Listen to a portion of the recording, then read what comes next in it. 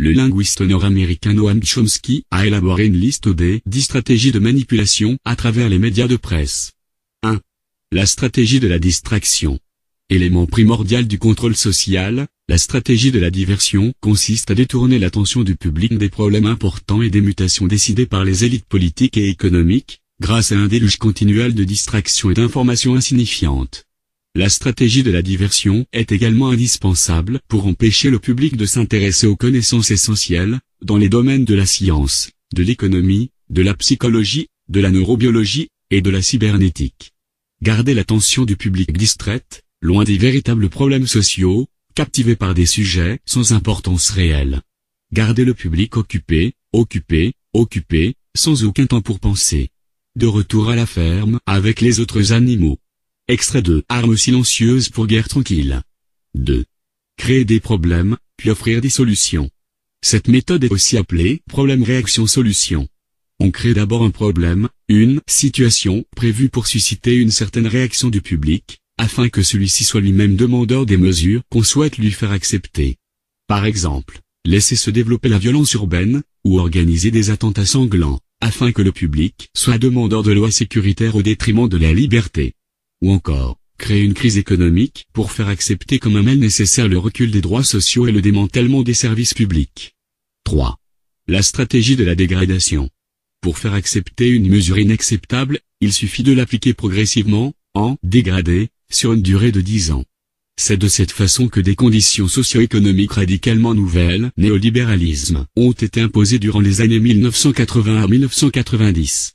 Chômage massif, précarité, flexibilité, délocalisation, salaire n'assurant plus un revenu décent, autant de changements qui auraient provoqué une révolution s'ils avaient été appliqués brutalement.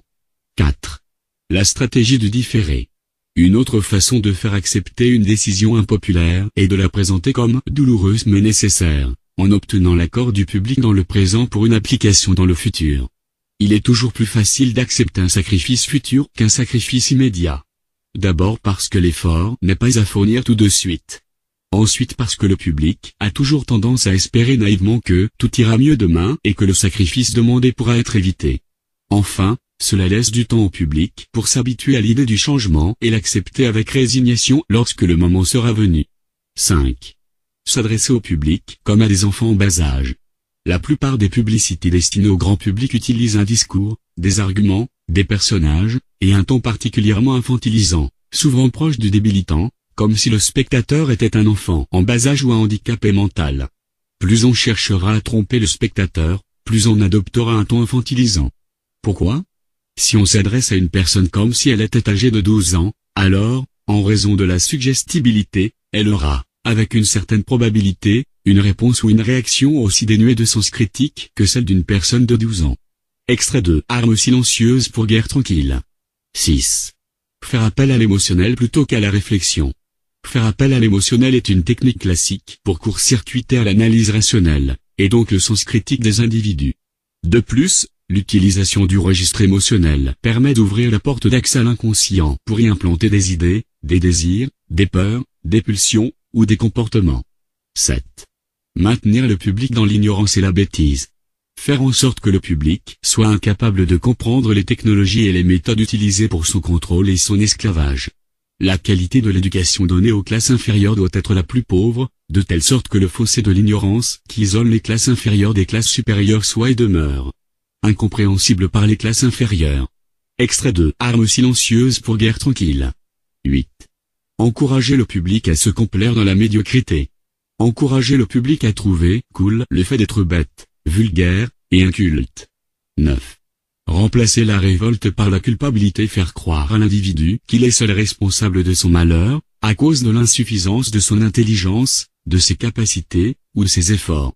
Ainsi, au lieu de se révolter contre le système économique, l'individu s'autodévalue et culpabilise, ce qui engendre un état dépressif dont l'un des effets est l'inhibition de l'action. Et sans action, pas de révolution. 10. Connaître les individus mieux qu'ils ne se connaissent eux-mêmes. Au cours des 50 dernières années, les progrès fulgurants de la science ont creusé un fossé croissant entre les connaissances du public et celles détenues et utilisées par les élites dirigeantes.